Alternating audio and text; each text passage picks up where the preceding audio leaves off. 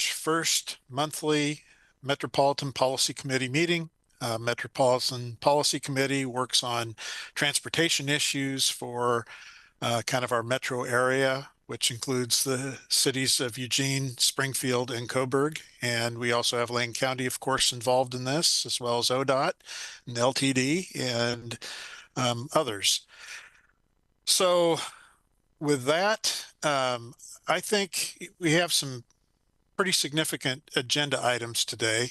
So I'm just going to bypass us each introducing ourselves. Paul, I'm sure you've got a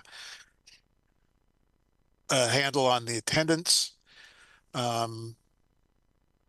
So with that, as chair, I convene this meeting, and let's ask for adjustments to the agenda or announcements from MPC members. Commissioner Lovell. Thank you, Chair. I just want to make sure we have the right date in front of us. It's May 1st today, not March 1st. Oh, did I say March? Correction. Yes, you did, but no big deal. I want to make sure we're in the same universe. What year? 2025. Okay, there we go. In case you're time traveling these days, there you go. Excuse me. I apologize for that.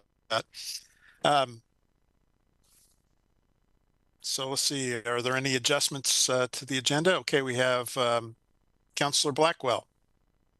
Welcome. Thank you. I just noticed my last name was spelled as Blackman instead of Blackwell, but that's the only thing I have as an adjustment.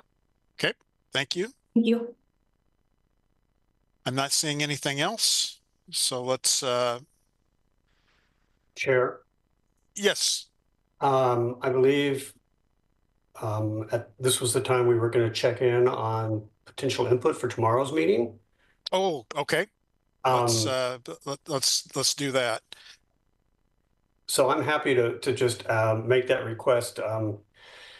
The Oregon MPO Consortium, OMPOC, will meet tomorrow. We have two members of this committee that serve on that on behalf of the Central Lane MPO.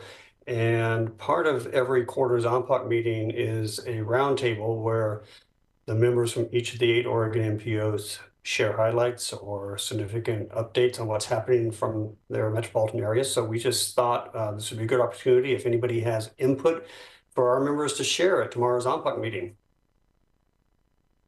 Achievements, happenings, projects, things you'd like mentioned to the statewide group. I am not seeing any hands raised. Would that be the appropriate place to flag some things of interest and concerns we're seeing down the road? That absolutely could also be part of that. Okay, I have something. And it might be a little early, but I don't think it's ever too early to get into the planning process. If the Port of Coos Bay ever becomes a reality for port expansion and the rail line between Eugene and Coos Bay is upgraded, I'm seeing projections of 10 to 12 mile-long trains per day per 24-hour period transferring through our community. And I just want to flag that as something to see if we're doing any planning around it, but at least get it on people's radars. Now, again, the port development and the transportation improvement are not a sure thing at this point, but I know there's a lot of effort towards it, and that will open up, if that's successfully completed, that will open up a lot of economic development potential for international shipping from our region, which would be an incredible economic boost to the area. But at the same time, I think it's going to be important that we're thinking about transportation routes with the additional train traffic. Here, I might add that's also a topic that either could be mentioned, or if it comes to a point where it should be discussed, that would be appropriate for the Lane Act to also discuss. The Lane Act has had the Port of Coos Bay present to it several times over the years, and it affects, obviously not just the terminus in Eugene, but along the whole route. Sure. Yeah, it's more than just Eugene. I mean, it's the whole route, but it just seems like for the metropolitan piece, that's something we need to at least have on our radar. And anyway, I just wanted to get that out there, and that seemed like a good place to insert it. Okay, well, I'm not seeing any. Oh, wait, there are a couple of hands up. Commissioner Lovell. Thank you, Chair. Yeah, good way mentioning that. I got that down. Thank you. Also, I'm wondering too, we discussed in the past about making sure our connections over I-5 to our hospitals, our resilient bridges are done. Is that something too we want to continue to bring up in front of their space as well? That's a higher priority on us than maybe some other things might be. I certainly consider that a priority, and I would like to hopefully encourage them to consider not just individual bridges, but routes. Gotcha. Thank you. Mayor Van Gordon. I would just echo everything you guys said, and the caveat for everybody is the Coos Bay thing is not just about transportation, right? If that thing really goes, it's going to impact housing and jobs and a lot of different things up here. And so, we should continue to just have the conversation so that if it goes, we're ready to sort of do our portion of it, because it's got a big benefit up here. And then, obviously, I think expressing, talking, getting an update around the conversation around a state transportation package and just generally suggesting that we are supportive of it, would continue to help the conversation, because I think I'm hearing the conversation is still kind of really forming up, right? And we just don't want to lose momentum around investing and repairing infrastructure. Thank you, Mayor. Paul. Mayor Van Gordon, that was a perfect segue for me, because I wanted to mention something that might be discussed at OMPOC tomorrow, and whether or not there's any thoughts to share with your OMPOC members today. The Oregon legislature is trying to put together a transportation package. The Democratic members of the legislature have put out a framework. I learned earlier this week that they had hoped to actually publish a bill by yesterday, but they're now saying they're about 2 weeks behind in that. So mid-May is when we should hopefully see the first draft of the bill. But that bill in the framework does raise a lot of new revenue from a lot of new sources, including additional revenue for the transit fund, STIF transit fund, as well as additional money for ODOT's budget and many other things. What was significant that I learned yesterday, I think it was yesterday or 2 days ago, is that the Republican members of the legislature have put out an alternative, which would actually redirect 317, I think it was $317 million of the existing transit funding towards ODOT operations, maintenance, and preservation, and not raise any new taxes or any new fees to further any of the existing programs. So it's a much more conservative, much different, no new taxes, no new money, and instead taking $300 million away from transit for operations, maintenance, and preservation of the roadway system. I'm not trying to weigh in one way or the other, but perhaps some of you would like to discuss that. That's a good point. Thank you, Paul, for that. Mayor Van Gordon. Yeah, I saw that too. I was still curious to learn more, right? Because, a headline is not all the information, but I think it would help us to start sharing with state partners across state areas what we use that money for, right? Because when I think of what that money pays for in Lane County, they're all critical things that we, need and, that I support. And yeah, I was a little bit surprised that it ended up on the list, but there's always a good opportunity there to share with people on OMPOC, and frankly, for us to start sharing with our delegations that that money actually pays for pretty critical and important things out to places like Oak Ridge and over to places like Florence that that you're behind. Thank you, Mayor.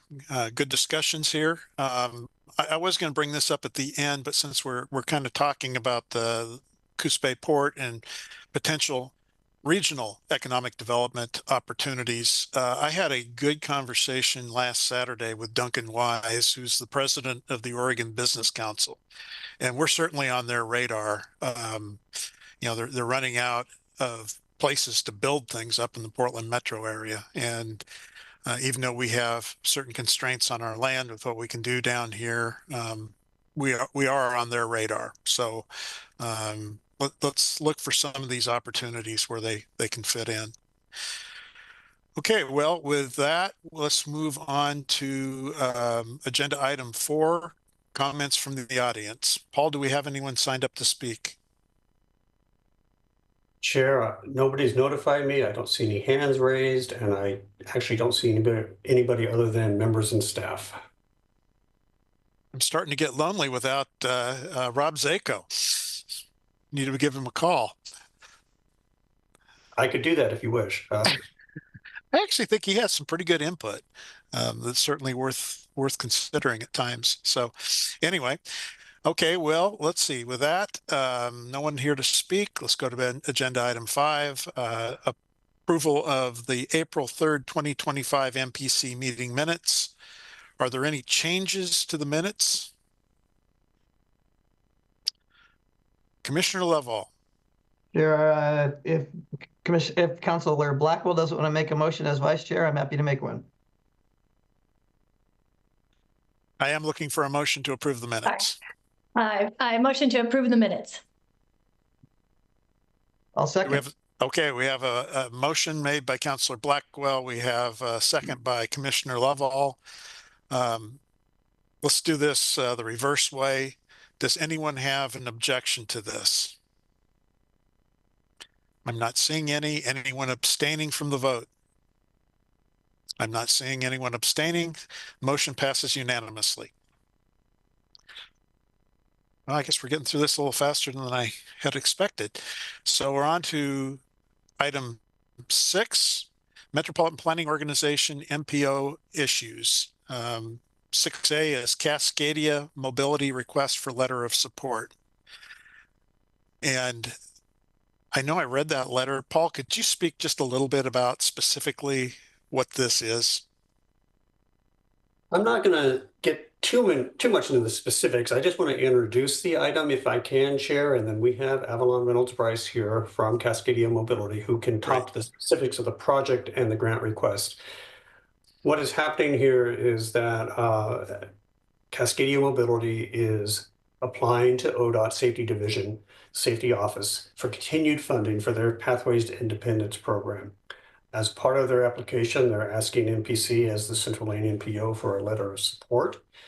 As I mentioned at just the recent MPC meeting, Cascadia Mobility is a partner in our transportation options work, is a partner in our transportation options advisory committee.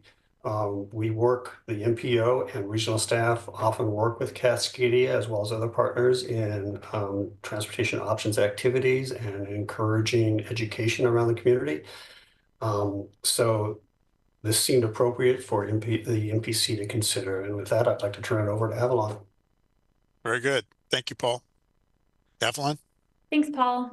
Hello, I'm Avalon Reynolds Bryce. I'm the programs manager for Cascadia Mobility, and I have been executing this year's ODOT funding for the Pathways to Independence program, increasing bicycle, pedestrian, and transit education in the Eugene and Springfield areas, and I'm looking for support for another year of this funding. And yeah, I've never been to one of these meetings before. I do get to work with the city of Eugene and Springfield and LCOG, but I'm not entirely sure how much information you all would like or what I can share. I don't know if everyone has read the letter of support that was drafted or where to really go from here. So if you have any guidance, I would accept it. Are there questions from the MPC for Avalon? Seeing none, at this point, I would entertain a motion for support. I'd like to make a motion to support the Cascadia Mobility request for letter of support. I'll second that. Okay, again, we have Councillor Blackwell making the motion, Commissioner Lovall seconding. Is anybody opposed to this? I'm not seeing any. Is anyone abstaining from the vote? I'm not seeing any abstentions. The motion passes unanimously. So Paul, I'd be happy to sign that. I assume that's how we would proceed with this as chair. I'd sign it. Yes, Chair, I'll actually, probably during the next agenda item, since I'm not speaking, I'll probably go ahead and get this sent off to you in DocuSign right away. And then as soon as you sign it, I will forward it off to Avalon. Very good. Thank you so much. Woo, thank you. Thank you. Okay, that concludes 6A. 6B, Regional Transportation Plan, the RTIP update. Kelly Clark.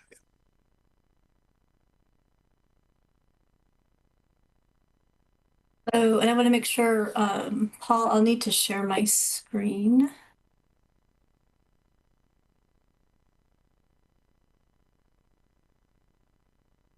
Kelly, I'm working on that. I actually was able to. Are you able to see There we go. There you We go. have- PowerPoint? Okay, great. Let me figure out getting it to the slideshow.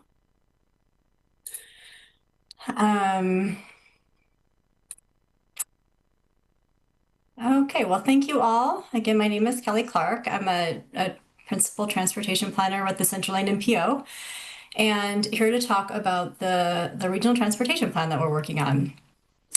We've been to you several times over the past about year and a half, but as a reminder, the RTP is our federally required long-range transportation plan for all of the MPO area.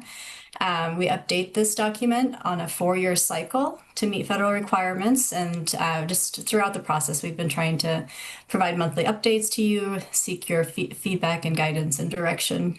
And today, I wanted to bring the project list update to you.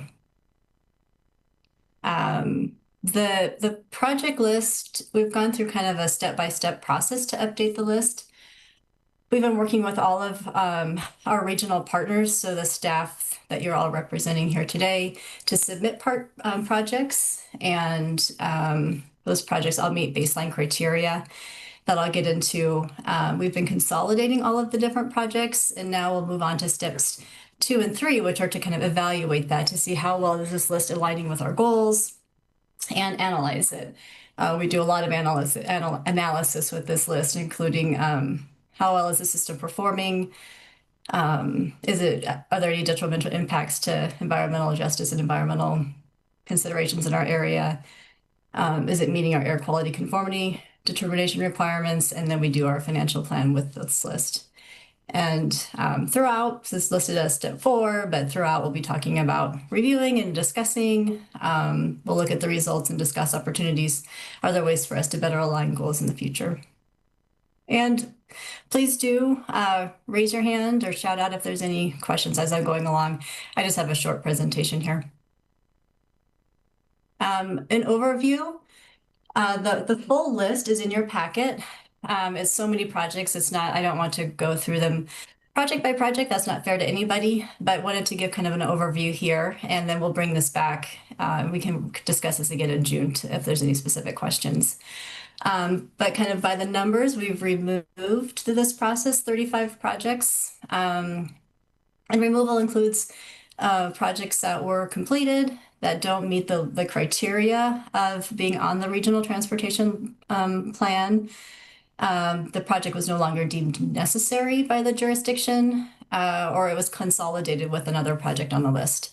And when we say does not meet the criteria, basically the baseline criteria is that these projects are on an adopted local plan. So your agencies have adopted a project that you think needs to be on the regional list, is intended to have federal funding during as it's being developed or completed, or anytime during its phase. If it receives federal funding, we need to have it on this list.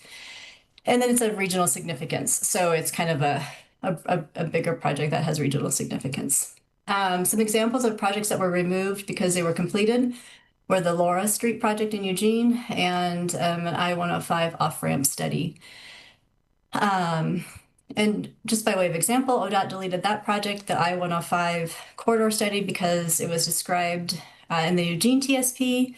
It was not needed, and the solution to the problem was to widen off the off-ramp, which is included on the list of projects already. So it's kind of like that level of review that we're doing to determine whether or not a project is necessary still. And then added projects, there were 38. Examples of why they were added. The project met the criteria, but is not already on the list and should be. We maybe have missed it in the last review process. It should have been on there. A project was added to be consistent with a local plan adopted since 2020. For example, Lane County recently adopted their bike master plan, countywide bike master plan. So there might have been projects from that needed to be on the list, and that was done after the last RTP update. And then a project may have been added as a future capital project, recognizing that we don't know yet what that project is, but it's a bigger project that needs a study. And examples of projects added were the West 11th Bridge reconstruction.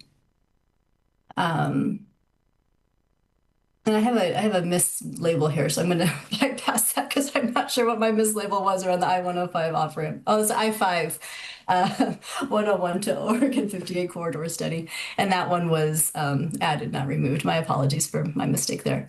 And then edited, we edited a lot. We changed descriptions of projects. We reflected projects that have been partially completed, updated project cost estimates, maybe change an agency lead, things like that we did throughout the list. And you'll see as you're looking at the full PDF of the list, it's in your packet. These projects fall under several categories. We use these categories to help us for different purposes around analysis, how we're showing these projects on the publicly facing documents and dashboards, and how we use them for analysis. And so that's why those categories are what they are. But in general, they're looking at like new arterial links or interchanges, maybe new collectors, roadways that are being brought up to urban standards. So by adding curb, sidewalk, gutters, things like that to look like an urban street. There's bus and bus maintenance projects, enhancing the frequent transit network, general transit stops and stations, and then multi-use paths with and without road projects, on-street lanes or routes for bicycles, and then studies and plans and regional programming. And this is a snapshot of the number of projects per each of those categories. The list in your packet shows the PDF of all the projects, and it looks like this. You can see the project name, its geographic limits, a description of the project, who the primary jurisdiction is, the anticipated cost estimate in 2024 dollars, and then what we would anticipate it to be in the year of construction, which is a federal requirement that we show what do we think this project is going to cost when it's being built, when it's anticipated to be started. And then its length is RTP number, and if it's on the federal functional class, what is it? Another way to view the list is through this dashboard, and we provided a link in the cover memo. The dashboard, you can click on each individual project to see where it is and some of the same information, and then how it aligns with our RTP's goals. And that's intended to be kind of interactive in a way, just a different way to view and see how all these projects fit together.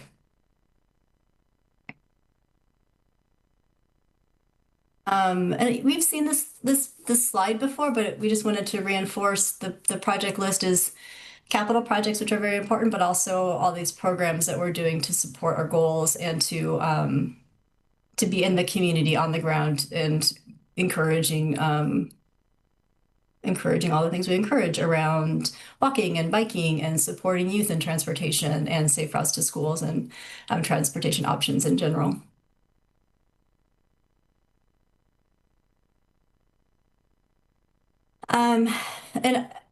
So as we've mentioned in kind of previous presentations, the RTP is required to have a performance-based planning and programming framework. And that means we need to demonstrate the link between the goals and the RTP's investments and how well are our investments supporting our goals. So our agency partners have indicated on a project-by-project level, how do their projects align with the goals? And it's one way for us to sort of associate and make this connection. And this table shows how the project list is aligning with the RTP goals. And we wanted to reinforce the MPC's direction for us that these goals are not prioritized or hierarchied in any way. Each one is independently important and vital to keep a healthy system. Similarly, there's different ways that our region approaches realizing each of these goals.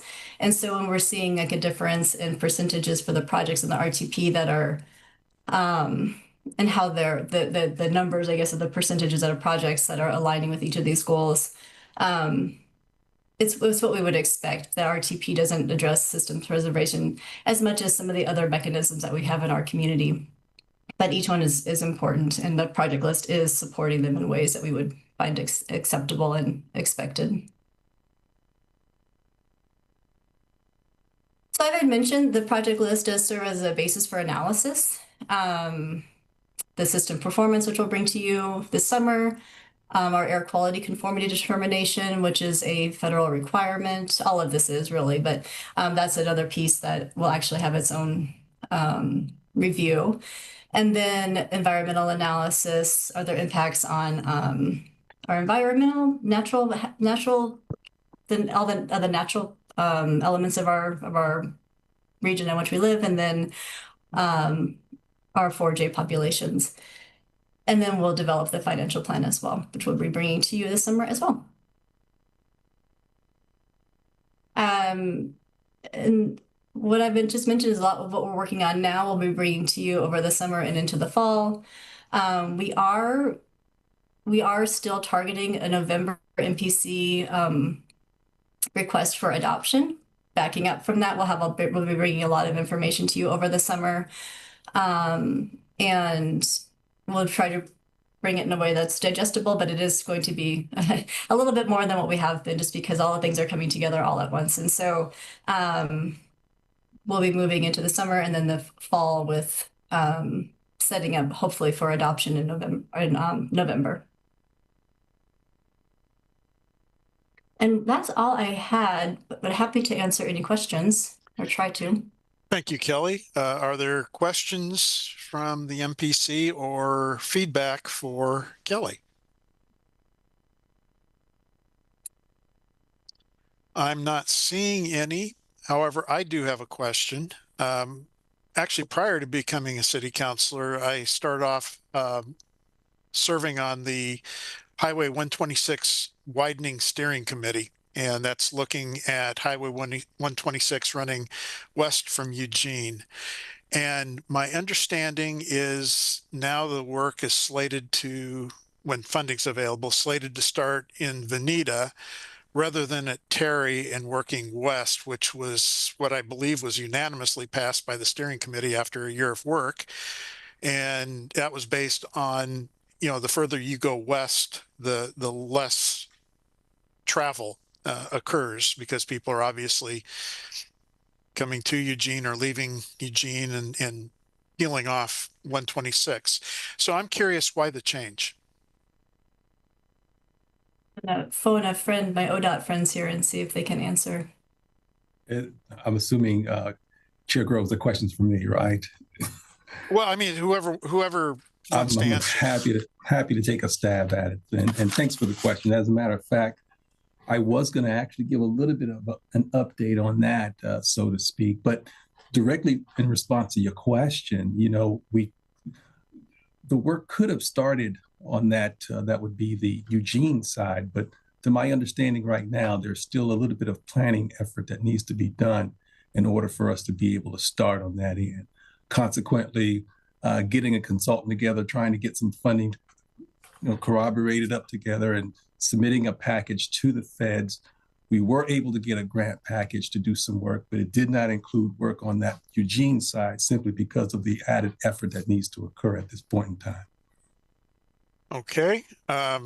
Bill, you have more to add?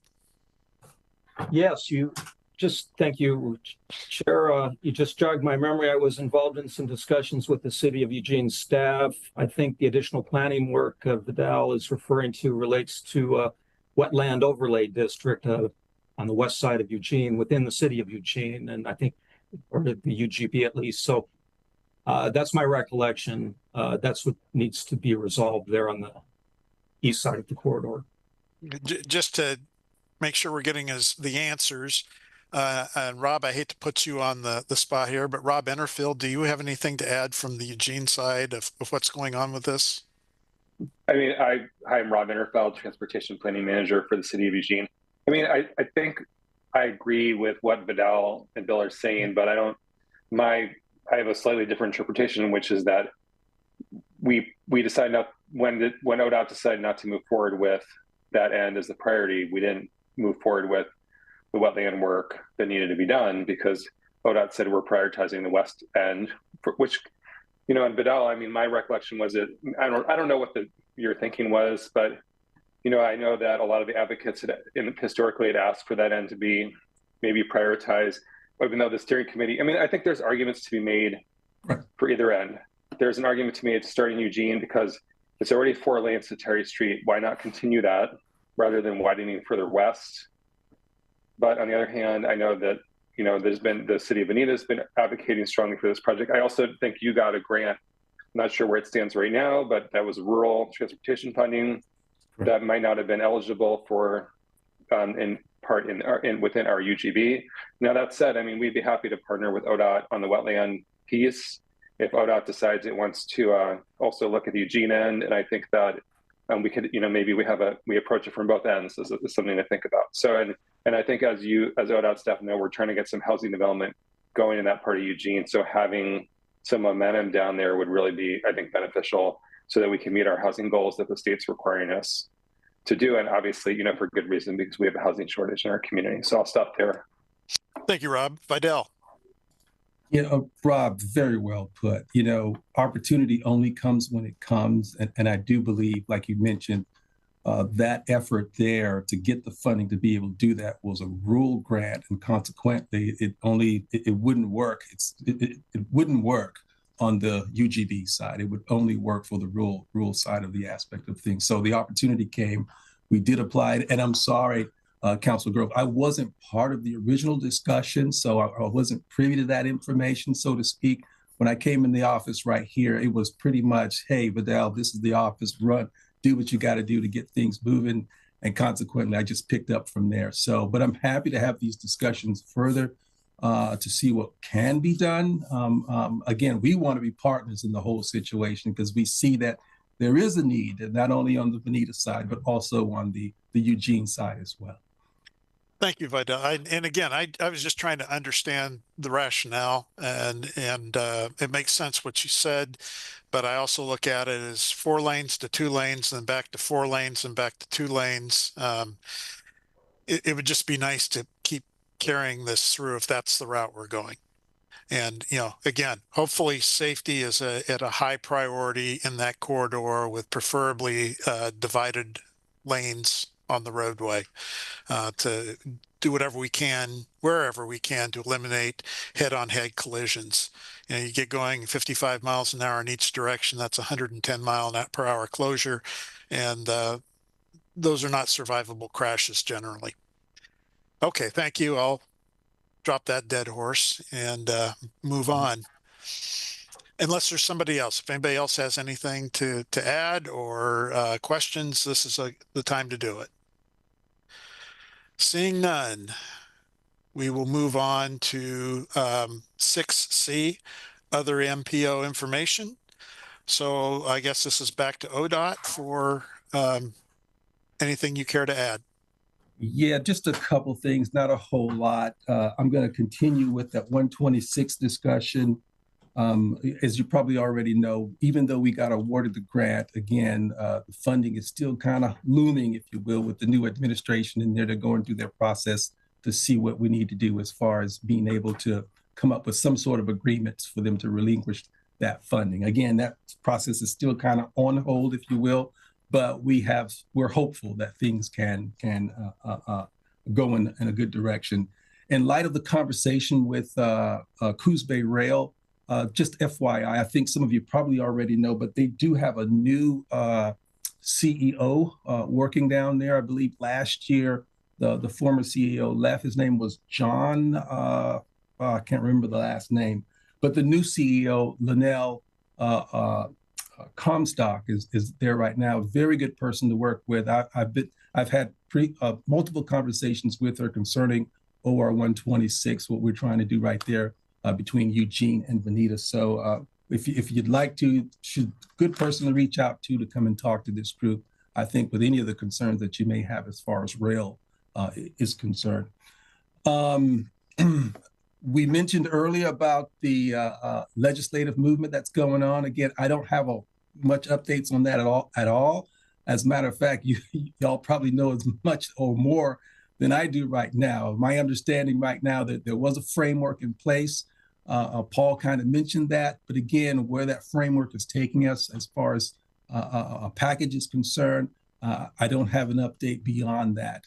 We did have our assistant director come to the Lane Act back in February, Lindsay Baker, to give us an update on the legislative front of things. She did, but again, not a whole lot to report because there's still a lot of groundwork that needs to be done as far as finalizing the package, what needs to be included, what not needs to be included.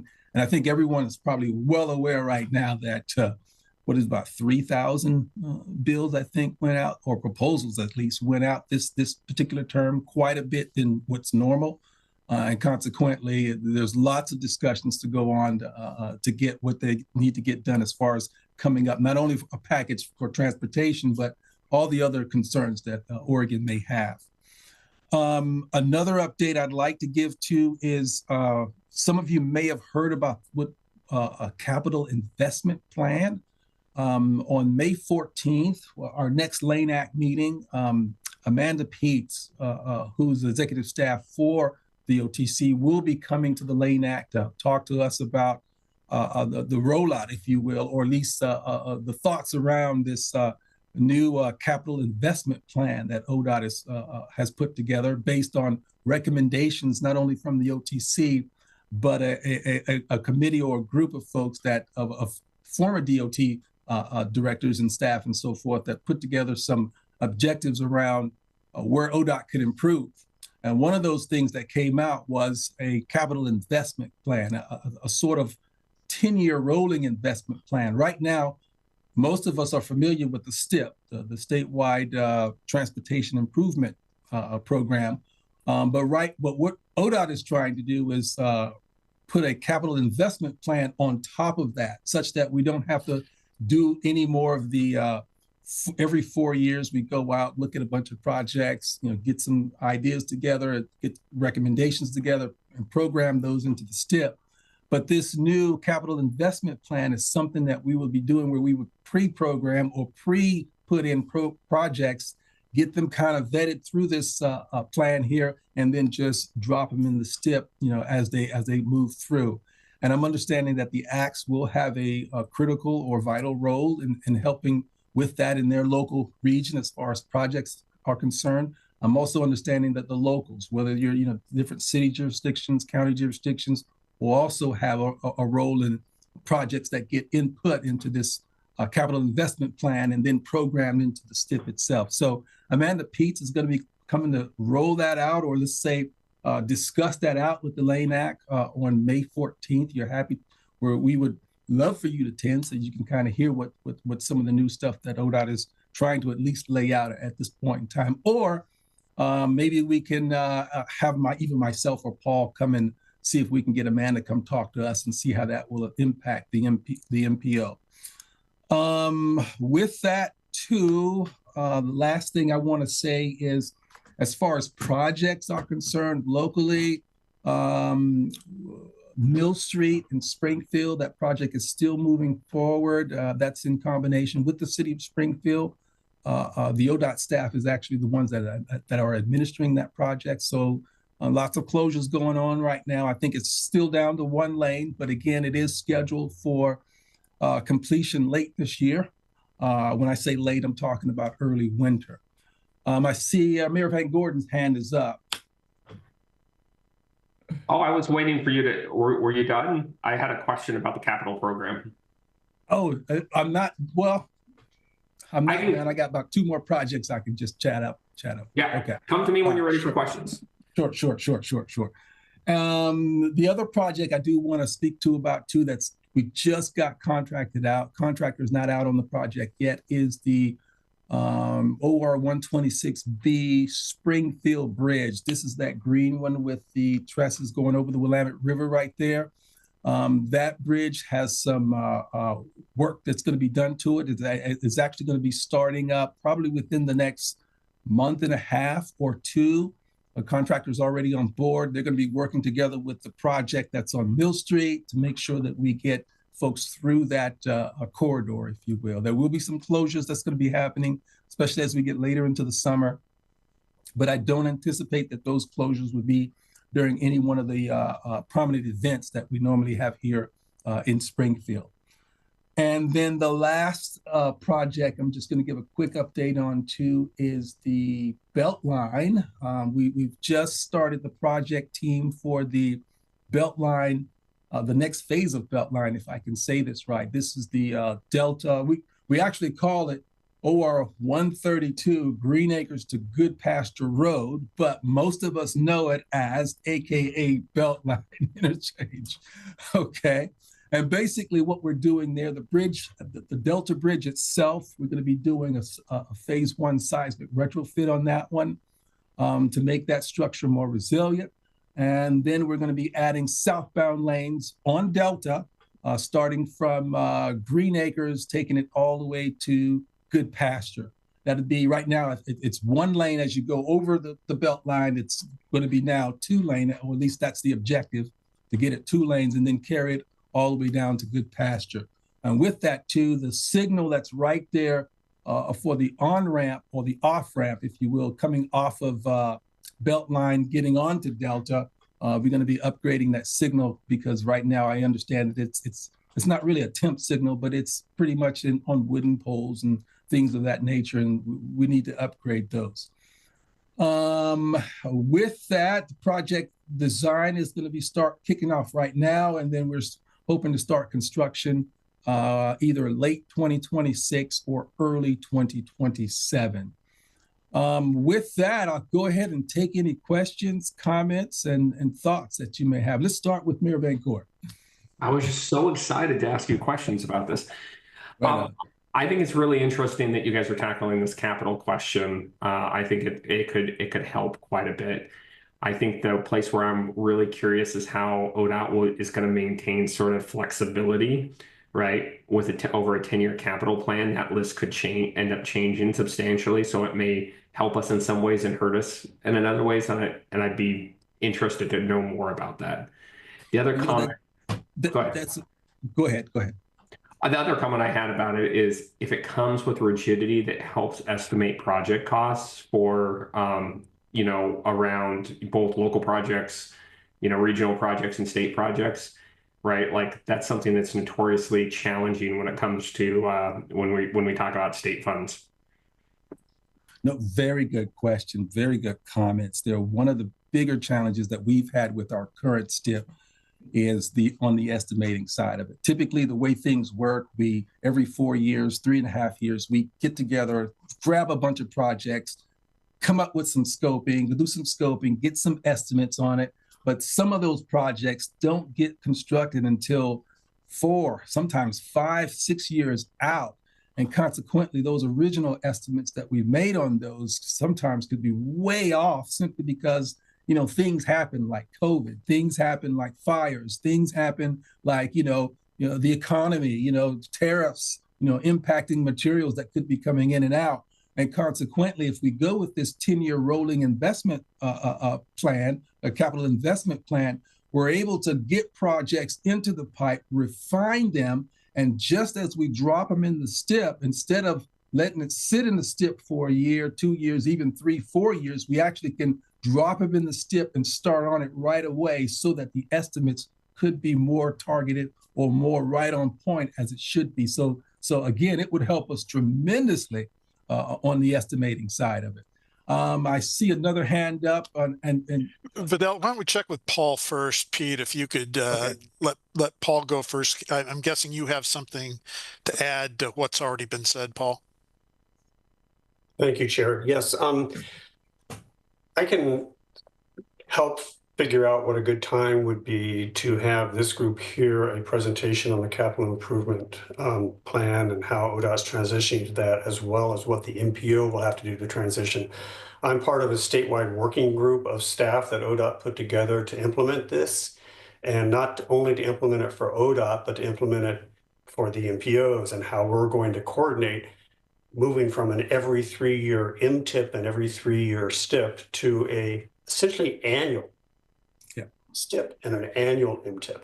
And as Vidal said, and to address what Mayor Van Gordon said, this is intended to add more flexibility and more real-time ability to adjust that, both the Metropolitan and the statewide transportation improvement programs.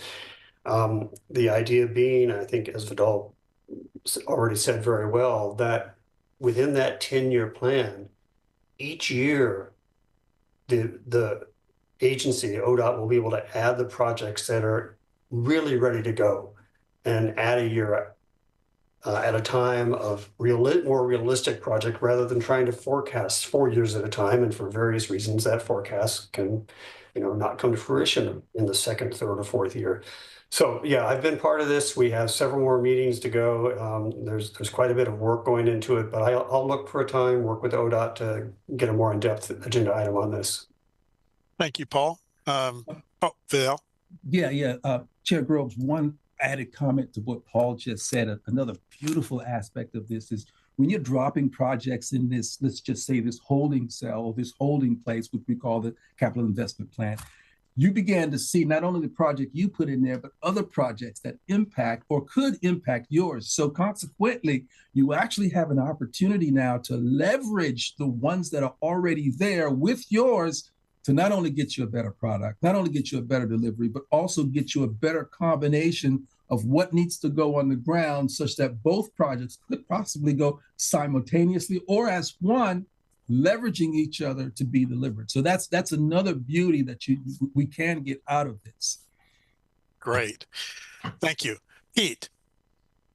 Thank you, Chair. I wanted to speak a little bit. It sounds to me like this whole capital improvement plan thing is still kind of how the implementation works is still kind of in flux. Is that correct?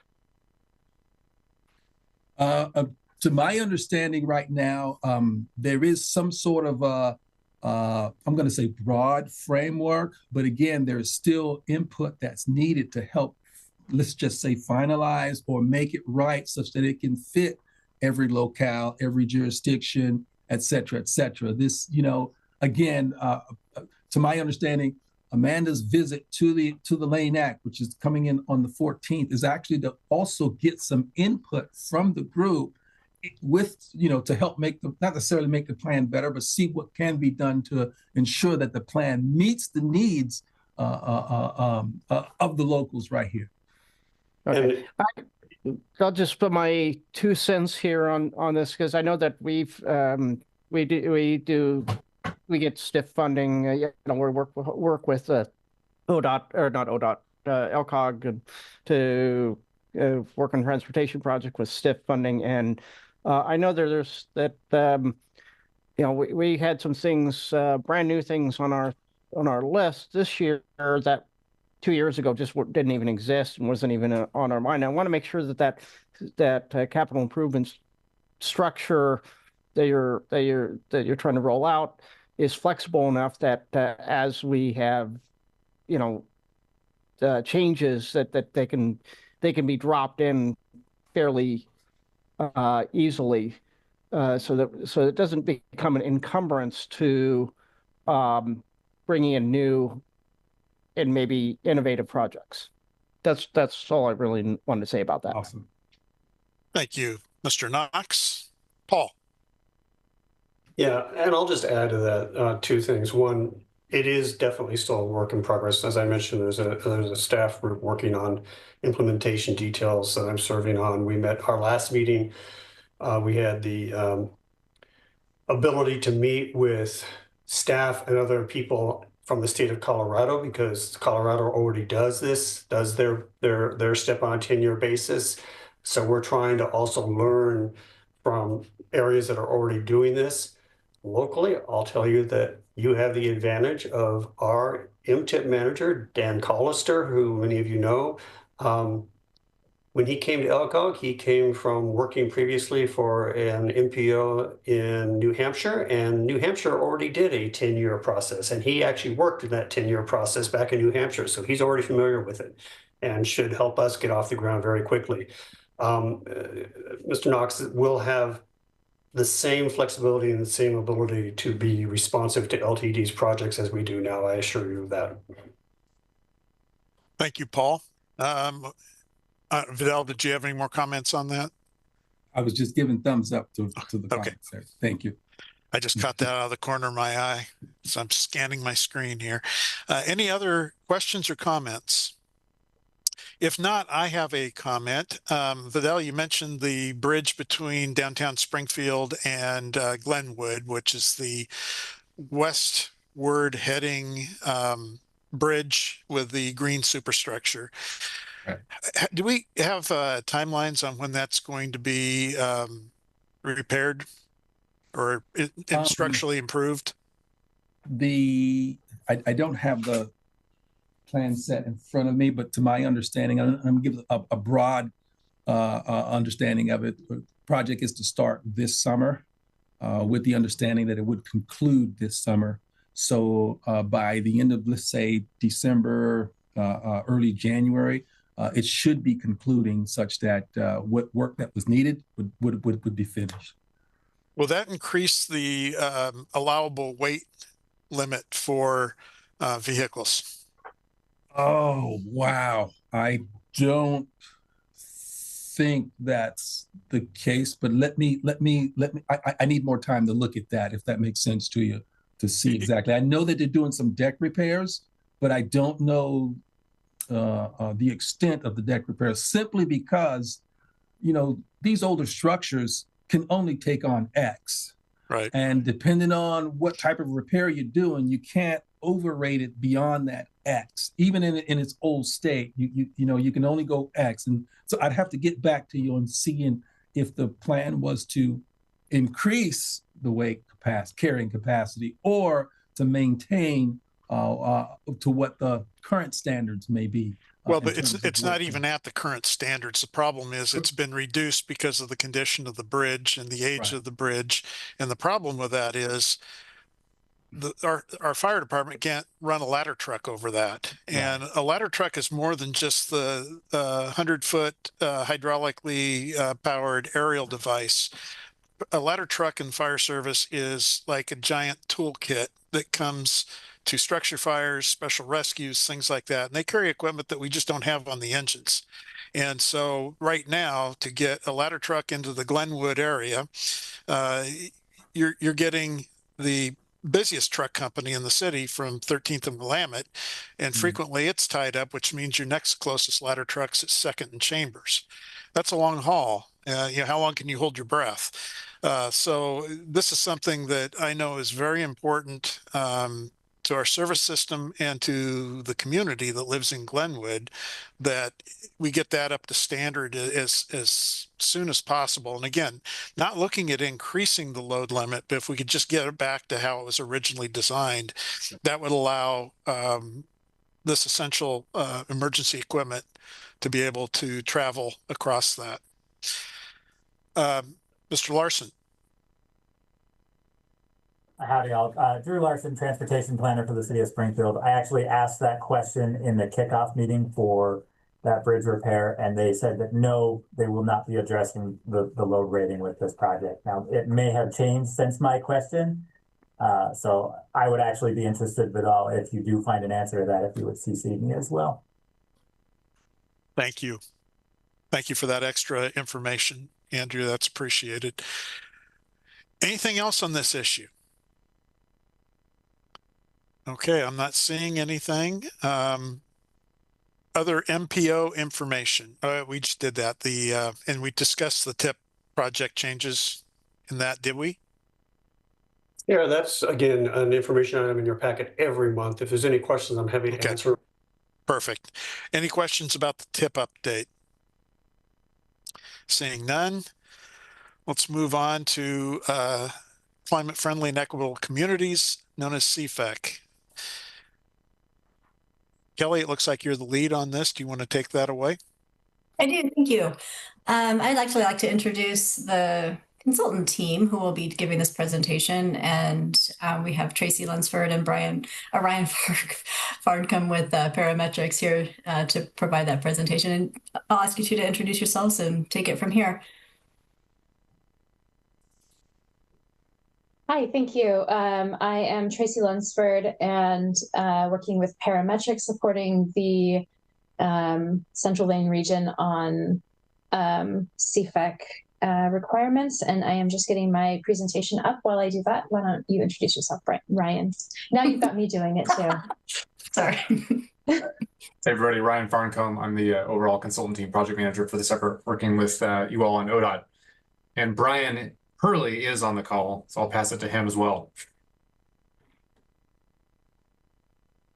And if I can unmute myself. Hello, everyone. Brian Hurley with the ODOT Climate Office, and I'm here to answer any questions. Thank you all for the time today.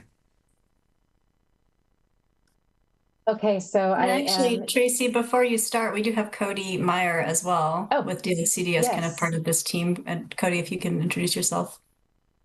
Afternoon, everyone. Cody Meyer, Department of Land Conservation and Development. Great. Glad to have the whole team here. Thank you so much for your time today. And can I get a verification that you can see my slides? All right. So for today, we want to provide an overview of the work we've been doing since the last time we spoke with you in February. We want to talk about the draft implementation chapter that you received in your packets, and then go through the performance measures with the baseline and target information there, and then finalize with next steps. So Ryan is going to give you a summary of work to date and that we've been doing. Go ahead, Ryan.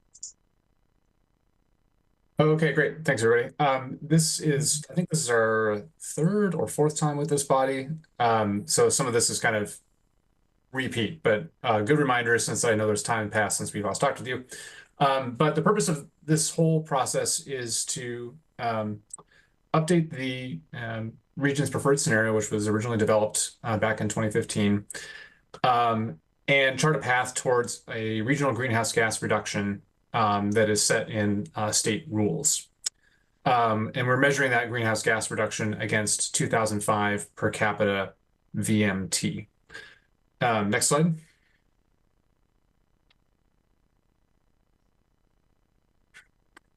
So as I mentioned, we're updating that 2015 preferred scenario, which contains a number of strategies, transportation strategies for reducing GHG emissions from transportation. As part of that update, we've developed performance measures and targets to help track progress on individual elements that lead towards those emissions reductions. We've shared those previously with this body. And then we're also updating the plan, the scenario plan itself with a new chapter to kind of refresh the implementation piece. Since it has been 10 years since that was developed, we want to provide a fresh take on kind of updating those strategies that will achieve that goal. When this is all said and done, jurisdictions within the region will be tasked with amending their local plans to address the scenario plan. Next slide. A note about the reporting requirements as part of this project. So in the years that the region adopts an RTP, subject of the prior conversation, jurisdictions are required to submit a major report, which basically provides a status update on progress on the performance measures and those targets. I want to note that we, the consultant team, and working with ODOT and DLCD, have set up a template for both this major and minor report that are noted here. The intent being that we're trying to make it as streamlined as possible for jurisdictions to update that when they have to do that. On the major report as well, we ensure their corrective actions, that's from the rule. But as part of the major report, jurisdictions will be asked if there's not progress towards a target or something like that, to just talk briefly about the kinds of actions the jurisdiction might take to ensure progress towards that target. Sorry, Mayor Van Gordon. So I think I've asked this question like every time we've seen this content.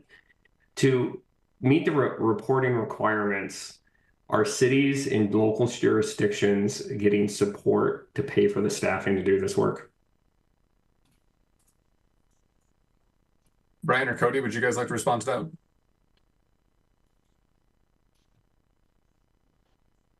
I can speak for ODOT that ODOT does not have resources available to help cities with this reporting requirement. The idea is to make it as light of a lift as possible because of that. And from DLCD, we are funding Eugene and Springfield and Coburg for staff time reimbursement for this first reporting requirement from funding we have in this biennium. Okay, so it's not ongoing at this point, but you're saying, if I'm hearing you correctly, and I'm interested in taking, we can take you guys can get back to me if you want, that doing this reporting requirement, we're going to have 100% of our costs reimbursed. For this biennium, we are funding. Yeah, for this biennium. Okay, thank you. Okay, Mayor Van Gordon, is your hand still? Okay, thank you. Anybody else have questions? I can't see my full screen here. And you weren't done with the presentation yet, were you? We got some more stuff to go through still. Okay, I'll hold off then. And then one more note here on this slide, just in the non-RTP years, the years where the region isn't adopting an RTP, a minor report is due, and it's a very short form, again intended to be streamlined to provide a very brief update on progress and activities in the prior year. Next slide. So the overall roles and responsibilities in this process. So LCOG has been providing coordination, facilitation, and been a lot of help with data as we've been going through this. The project management team has been comprised of staff from the jurisdictions involved, and that group has met multiple times throughout this process to help us refine performance measures and refine the implementation chapter that Tracy's going to talk about here in a moment. And then you all we've met with at multiple points, and we'll meet with at least one more time. I don't have our schedule right in front of us, but I think once more, Tracy, to provide direction and guidance to us as well as we go through this. And ultimately, the MPC is responsible for approving the performance measures and targets that are part of that implementation chapter. And then ODOT and DLCD have been along with us the whole way to help along as we've worked through this. And Tracy, I think I'm passing it to you now. Yes, thank you. So now I want to get into the draft implementation chapter that you've seen and the performance measures. So the implementation chapter that is included in your materials is based on the updated 2015 Central Lane Scenario Plan, as Ryan mentioned. It includes a policy update to make sure that we're collecting all of the relevant changes and activities that all of the jurisdictions have been embarking on over the last 10 years. This is the same preferred scenario as far as the strategies. It's a very slight update to what you have seen from 2015, just modernization of the same principles. And we've created 13 performance measures that are aligned with those strategies from the Central Lane Scenario Plan. throughout this process, with the help from the jurisdictions, we've identified targets and measurement methodology, and we've vetted that measurement methodology with the jurisdictions to ensure that it is as easy as possible for ongoing reporting. And we've collected input from the local jurisdictions primarily through our project management team, which we've met throughout this process. But all of the staff in the project management team have also been soliciting input throughout their organizations. So and then they've been a point of contact for us to collect the information. We've also brought this to you and integrated your feedback at previous meetings over the past year. And then we did present to the Springfield City Council and the Planning Commission as well. And so all of that feedback has been incorporated as appropriate into the work that we've been producing. Regarding the performance measures, a couple updates here. The City of Coburg is seeking approval to opt out of the reporting, and so that has been reflected in our work here, and that is expected to be finalized in the future, but that request is underway. And then all of the measures are calculated for that are calculated for Eugene and Springfield are inclusive of their UGBs. And this is the same approach that we're using throughout the different communities that we're supporting with the same CFAC work in the state. So as you're looking at these measures, keep that in mind too. And then one of the CFAC requirements is that there are measures that are tracking equity performance as well. And so the way that we have approached that here is really looking at how the implementation of these measures aligns and intersects with the high disparity neighborhoods that are identified through ODOT's Social Equity Index. And this is a map of the neighborhood tracts in the Central Lane area. And the high disparity areas are the darkest of the blue there. So we're really, when we have these equity measures, we're really just zooming in on those neighborhoods to see is this area also meeting the same metrics that the community at large is meeting. And that will help to track and make sure that that none of these communities are getting left behind in the work that's being done.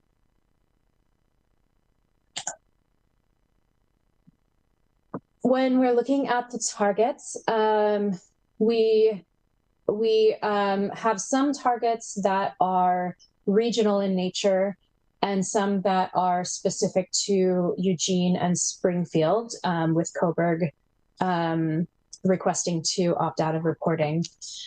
So Eugene and Springfield are the jurisdictions that have individual targets set for them. We set targets for individual jurisdictions when we had data for both the baseline and the targets at the jurisdictional level.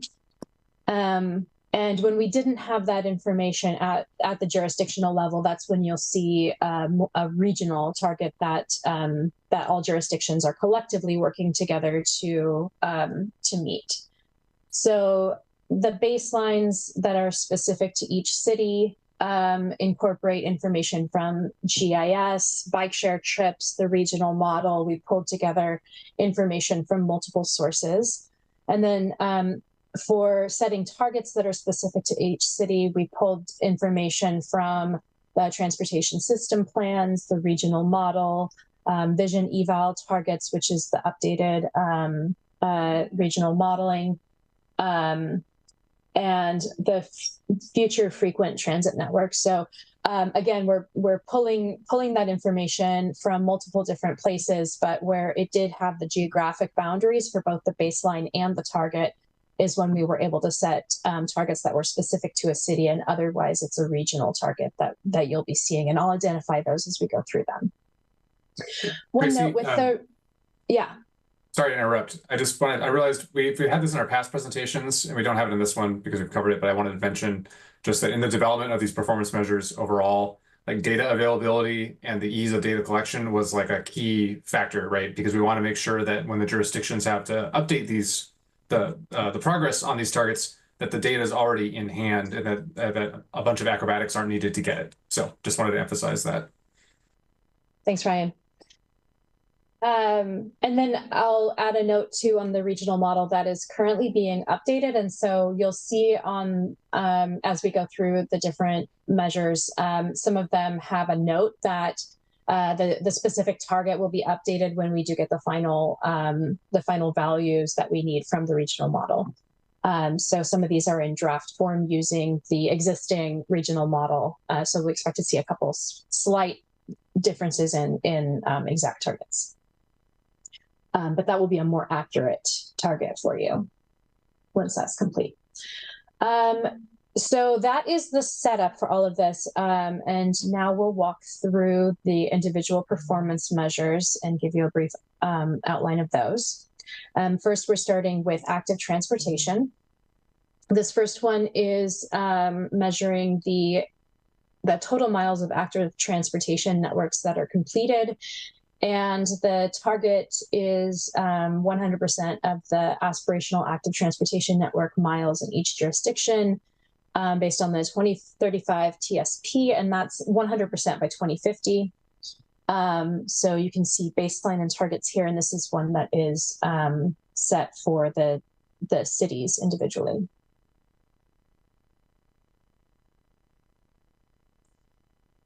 The next one is an equity measure. And again, that's zooming in. It's the same measure. So we're still looking at active transportation network that is completed within those underserved population neighborhoods. So anything that's looking to see that there is completed active transportation network that has been planned within those areas.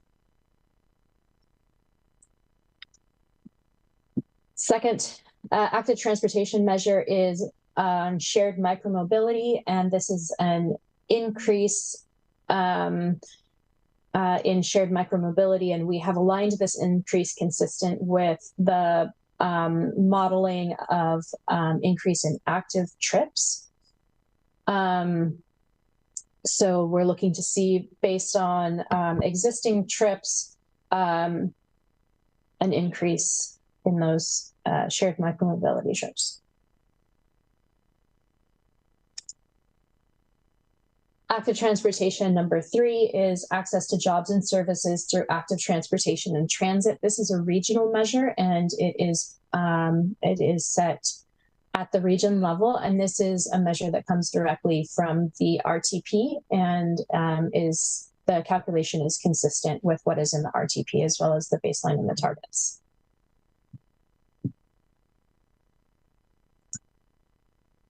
Active transportation 4 is on mode share. This is the share of daily trips through active transportation, including biking and walking. Here you'll see one of those numbers that we will be getting the final numbers from the updated regional model. So these are placeholders here using the data from the existing model. And this is including trips that are 20 miles or less round trip. Now we're transitioning into transportation transportation system measures.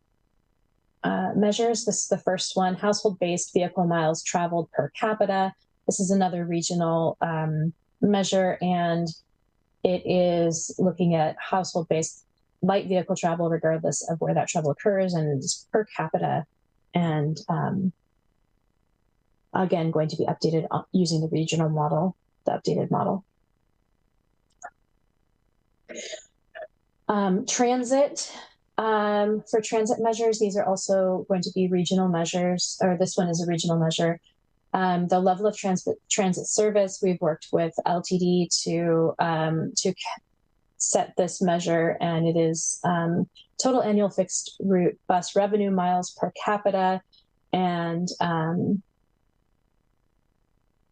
this has a target to increase bus and BRT revenue miles. Transit number 2 is access to frequent transit, percent of households within a quarter mile of the frequent transit network. And this is set for Eugene and Springfield and has numbers that will be updated with the region with the new model. And looking for an increase based on the number of households that we expect to be within a quarter mile of the future frequent transit network that is planned. I do see a hand up. Did you have a clarification question at this point?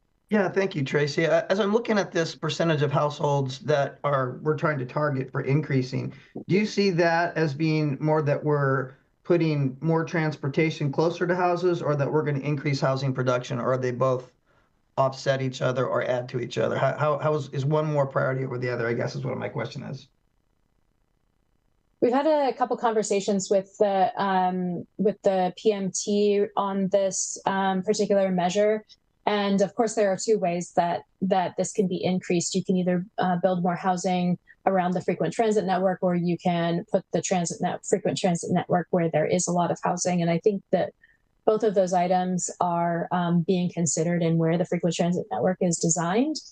And then the main lever that the cities individually can hold is they, of course, can communicate with LTD for deciding the network, but then also working to plan housing where LTD is planning that frequent transit. So it's an all-around approach and leveraging the influence that you have in your individual jurisdiction too. Yeah, great. I guess my overall concern was just to make sure that developers are on that table to discuss that going forward, maybe. Just a thought. Great point. Okay, next one here is an equity measure. And so this is, again, a zoom in on that frequent transit network that occurs within those underserved population neighborhoods, making sure that it is keeping pace with the rest of with the whole community at large. Transit 3 is transit stops intersecting with pedestrian facilities. And here specifically, we're talking about safe and convenient connection to pedestrian facilities. And we have gone through with the jurisdictions to clearly define what safe and convenient means and allow for a little bit of flexibility when there are like physical barriers that mean, maybe something falls a foot out of, or, a couple feet out of a general definition that that can be accounted for. So this is a goal to make sure that 100% of transit stops have access to safe and convenient pedestrian facilities by 2050, and then the 2045 target shows up. Another place where we're zooming in on equity, so just making sure that that is also true in those underserved population neighborhoods. This is a parking measure, and so this one is specific to Eugene. This one will measure the percent of the surface area in climate-friendly areas that's dedicated to surface parking. And there is a goal to reduce the overall surface area dedicated to parking within the CFAs. And then final measure here is transportation options, and this is overall participation. It's a regional measure, and with a target of nearly 60% of employees participating in some form of transportation options program. So those are the measures themselves, and I think I'll go through the next steps really briefly before we get into conversation, or should I save that until the end? Just so you know what's coming with this. I think it'd be good to finish. Okay, so the next steps here, we are here today at the MPC And then we have a PMT with the jurisdictional staff on May 15th, where we will take your feedback to them. We will come back to you on June 5th, and that's when we will be seeking your approval of this implementation chapter. By June 30th, the final work is due to DLCD for submittal. So that is where we are, and we're available for questions. Are there questions from the MPC? And I can't see the full screen here, so could we go back to full screen, please? Okay, Mr. Knox. Thank you, Chair. And thank you guys for an excellent presentation. This was some very ambitious goals that we're looking at. And I know that in talking to our staff at LTD, they're ready and willing to work with our partners to meet these goals, because it's going to take a concerted effort of both land use planning and transit planning and transportation planning to make all this happen. So I'm encouraging everybody to work together and make it happen. Thank you, Pete. Mayor Van Gordon. Thank you for the presentation, right? This has been super complicated so far, and I continue to appreciate you guys coming out and showing us the material and giving us a chance to ask questions. Is the document that we have going to go through more edits, or is this roughly the document that is planned to move towards it for implementation?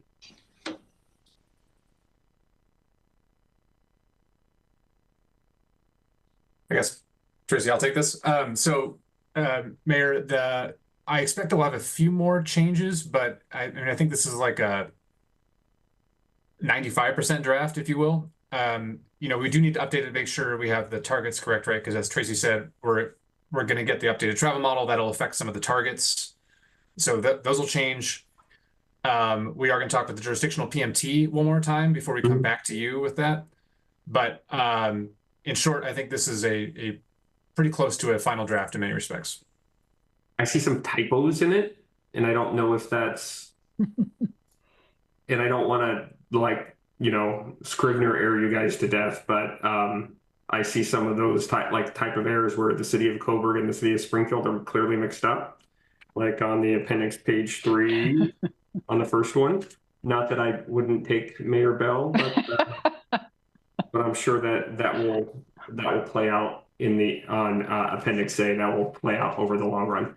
The other piece is when I read the context around the implementation, you know, the graphs you have about progress on some of this stuff, some of the information is old, and it's hard for me to tell if that's that I need to give you better feedback for this, or if it's just timing. You know, sometimes you have to sort of snap the line, right? But you know, there's references to projects that are done or projects that have been implemented, but it's talking about we're talking about them, right? So it's sort of just cardinal refreshing type stuff. There's a reference to a bond that was 2 bonds ago for Springfield, but it doesn't reference the current bond that was passed last year. It's cleanliness stuff like that really stuck out to me. Yeah, thanks, Mayor. We'll definitely have our copy editor go through to make sure we don't have typos in there. Obviously, don't want those. But in terms of like the content updates you mentioned, we will work with the jurisdictional partners to make sure that we've got the latest and greatest in there. Parts of this chapter have been written over the last year. And so I think some of the data is just sort of the information is just gotten dated as time has gone on. So thank you. And I'm conscientious if the issue is you guys just have to snap the line someplace, I'm fine with that. I want to make sure you guys just look at it to make sure you get the most relevant process possible. And just overall, this is not your guys' thing to fix, but the biggest concern I have here is how complicated this is to sort of implement. You're talking about, you know, a major metro area And this is a very prescribed way to sort of think about it, and it's got a lot of moving parts. So the top of mind concern as we work towards implementation that I have is, hey, we got a lot of reporting requirements, but how at the end of the day does it actually move the dial towards the outcomes we want?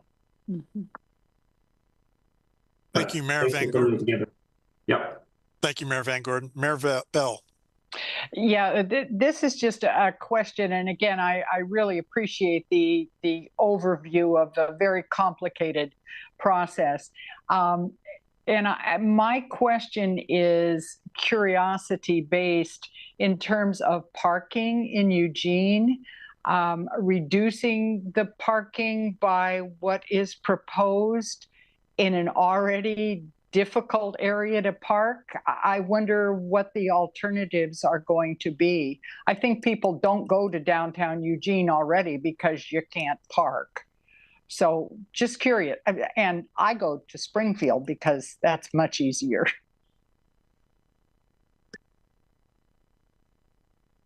But should I take this one, Tracy? Yeah, I also saw. Let's let Rob address that question. Yeah, Rob raised his hand. Maybe he has a good. Hi again, Rob Interfeld, Transportation Planning Manager. I think Ryan or other staff from ODOT or DLCD could talk about why Eugene had a specific requirement around parking. But I would say I think it's like half an acre per year of surface parking reduction in downtown Eugene, and our climate friendly areas, which are downtown and Lower Coburg Road. We have some pretty aggressive goals in Eugene around increasing housing in our downtown, and we have quite a few surface parking lots. So we thought it was a pretty reasonable goal of just half an acre a year, which I think is the number.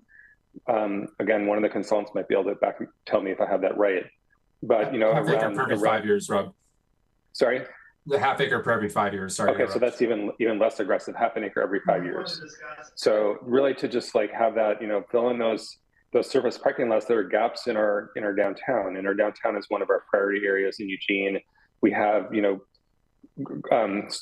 parking garages is super expensive to build, but we have parking garages too that are a really great resource for us. There's also some places where we're looking at adding some more on-street parking over time. So because we still want downtown Eugene to be a welcoming place, regardless of how you get there, whether you're driving or coming in some other way. But we'd like to fill in those gaps. There's sort of like, if you think of like a gap to streetscape, we want to make it so that people could enjoy walking in our downtown too, and not have these vacant lots that they walk along, but have it more filled in. And then I'd say, similar for Lower Coburg Road, we've seen some new development in that area over time. Like just one great example is how the Oakway Center built the hotel with the ground level retail in their parking lot and with a parking garage. And we definitely would like to encourage more of that kind of development. So I'll stop there. Thank you for your question. Other questions on this issue? I'm not seeing any. Thank you very much for the presentation. And we are now on to next steps in agenda build. Paul, did you want to speak to this at all? I don't have anything specific to mention other than we will be coming back to you as you just heard next month with the CFEC implementation chapter. Undoubtedly yet another update on the regional transportation plan. And a report is anticipated, sort of your annual report from the regional Safe Routes to Schools coordinators and how that program has been working in the schools and wrapping up this school year. And then I just want to note that we do continue planning, intend to have you meet in July and August because we are on a timeline to meet every month in order to have the RTP adopted this fall.